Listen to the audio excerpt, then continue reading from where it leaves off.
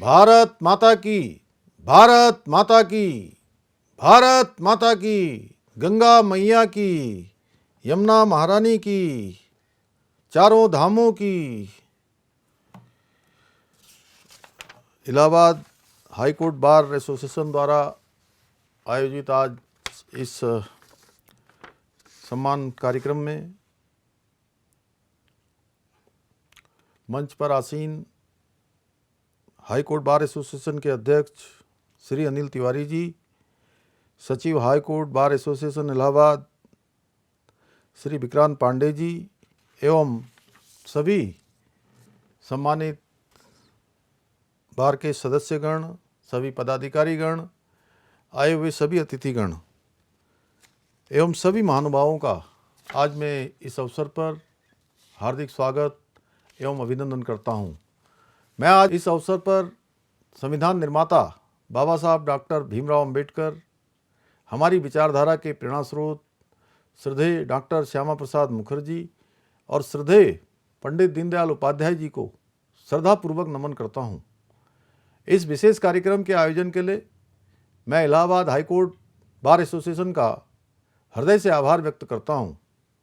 यह अभिनंदन मेरा नहीं बल्कि उत्तराखंड की 1.25 करोड़ जागरूक जनता का है, जिसने यूसीसी की ऐतिहासिक पहल को साकार करने के लिए अपना आशीर्वाद और समर्थन प्रदान किया। मैं इस सम्मान को अपने राज्य की उसी देवतुल्य जनता को समर्पित करता हूं, जिन्होंने हमेशा हमारे प्रयासों में अपना समर्थन और विश्वास बनाए रखा है। भाइयों बहनों, समान नागरिक संहिता लागू कर देश में सभी के लिए एक समान कानून व्यवस्था स्थापित करने का विचार नया नहीं है। ये भारतीय जनसंघ के समय से ही हमारी विचारधारा का एक प्रमुख मुद्दा रहा है। यहाँ तक कि संविधान निर्माताओं ने भी इसे संविधान के नीति निर्देशक तत्वों में सम्मिलित किया था। मुझे गर्व है कि हमने उत्तराखंड में सबसे पहले समान नागरिक संहिता यूसीसी लागू करने की दिशा में कदम बढ़ाकर संविधान के अनुच्छेद 44 की भावना को साकार करने का कार्य किया है। भाइयों बहनों, आज हम आदरणीय प्रधानमंत्री श्री नरेंद्र मोदी जी के नेतृत्व में एक सशक्त समाज की स्थापना की दिशा में आगे बढ़ रहे हैं। आदरणीय मोदी जी के नेतृत्व में देश में ऐसे कई ऐतिहासिक निर्णय लिए जा रहे हैं, जिन्हें पूर्व की सरकारें अपने राजनीतिक लाभ हानि के गुणाभाग के चक्कर में हमेशा टालती आई थी। जहां एक और देश में सीए कानून लागू करके पड़ोसी देशों में उपेक्षा का शिकार हो रहे हमारे हिंदू और अन्य अल्पसंख्यक समुदायों को उनका अधिकार देने का काम किया गया है, वहीं जम्मू कश्मीर से धारा 370 खत्म कर एकीकृत भारत का निर्माण भी प्रशस्त किया गया है। इतना ही नहीं, मुस्लिम बहनों का दर्द समझते हुए उन्हें 3 तलाक से मुक्ति भी प्रदान की गई है। साथ ही भारतीय न्याय संहिता में बदलाव कर न्याय व्यवस्था को और अधिक प्रभावी बनाने की दिशा में भी ठोस कदम उठाए गए हैं। इतना ही नहीं, अयोध्या में हमारे आराध्य प्रभु श्री राम के भव्य मंदिर के निर्माण का सपना भी मोदी जी के नेतृत्व में ही साकार हो सका है। मित्रों, हमने भी आदरणीय प्रधानमंत्री जी के कार्यों से प्रेरणा लेते हुए वर्ष 2022 के विधानसभा चुनाव में जनता से वायदा किया था कि हम राज्य में समान नागरिक संहिता लागू करेंगे। चुनाव के परिणाम के बाद हमने सर्वप्रथम इस दिशा में कार्य करना प्रारंभ किया। हमारा ये फैसला महिला सशक्तिकरण और सामाजिक न्याय के प्रति हमारी प्रतिबद्धता का परिणाम है। हमने देखा कि हमारे समाज में कुछ संप्रदायों से संबंधित विशेष कानूनों के कारण भेदभाव, असमानता और अन्याय की परिस्थिति है।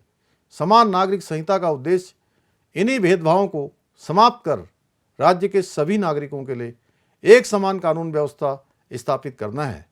भाइयों बहनों, हमारी सरकार ने यूसीसी के बिल का मसौदा तैयार करने के लिए 27 मई 2022 को जस्टिस रंजना प्रकाश देसाई जी की अध्यक्षता में एक समिति का गठन किया था। समिति ने उत्तराखंड के सभी 13 जिलों में व्यापक जनसंपर्क, परामर्श और संवाद कार्यक्रम आयोजित किए। मुझे ये बताते हुए गर्व हो रहा है कि समिति को लगभग 2.25 लाख से भी अधिक सुझाव प्राप्त हुए, जो हमारे राज्य के नागरिकों की जागरूकता का स्पष्ट प्रमाण है। समिति ने न केवल आम नागरिक से परामर्श किया, बल्कि सभी राजनीतिक दलों और विभिन्न वैधानिक आयोगों के प्रमुखों से भी बातचीत की। इस प्रकार हमने ये सुनिश्चित किया कि यूसीसी में प्रत्येक समुदाय की चिंताओं और सुझावों का समुचित ध्यान रखा जा सके। हमने 7 फरवरी 2024 को इस बिल को विधानसभा के सदन में पास कर माननीय राष्ट्रपति महोदया को भेजा, जिस पर उन्होंने 11 मार्च 2024 को इस पर अपनी सहमति प्रदान की।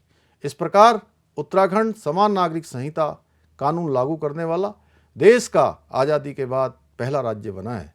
भाइयों बहनों, ये सब इसलिए महत्वपूर्ण है कि एक मजबूत राष्ट्र के निर्माण के लिए जरूरी है कि सभी नागरिक समान अधिकार और कर्तव्यों के साथ कार्य करें। जब हर व्यक्ति को समान कानूनों के तहत न्याय मिलता है तो समाज में भेदभाव और असमानता में कमी आती है। इतना ही नहीं, जब सभी नागरिकों के लिए एक समान कानून होता है तो विभिन्न समुदायों के बीच की खाई भी कम होती है और न्यायिक प्रणाली भी सरल और प्रभावी बनती है। मुझे पूरा विश्वास है कि आने वाले समय में सभी राज्यों में यूसीसी लागू किया जाएगा। यही बाबा साहब डॉक्टर भीमराव अंबेडकर जी सहित सभी संविधान निर्माताओं को हमारी सच्ची श्रद्धांजलि होगी। भाइयों बहनों, आज जो ये सम्मान आप सबके द्वारा यहाँ दिया जा रहा है वो हमेशा अपने कर्तव्यों की याद दिलाता रहेगा। साथ ही हमें देश और समाज के लिए और भी अधिक परिश्रम और समर्पण के साथ कार्य करने के लिए प्रेरित करेगा। इन्हीं शब्दों के साथ आप सभी का एक बार पुनः धन्यवाद करते हुए मैं अपनी वाणी को विराम देता हूँ। बहुत बहुत धन्यवाद।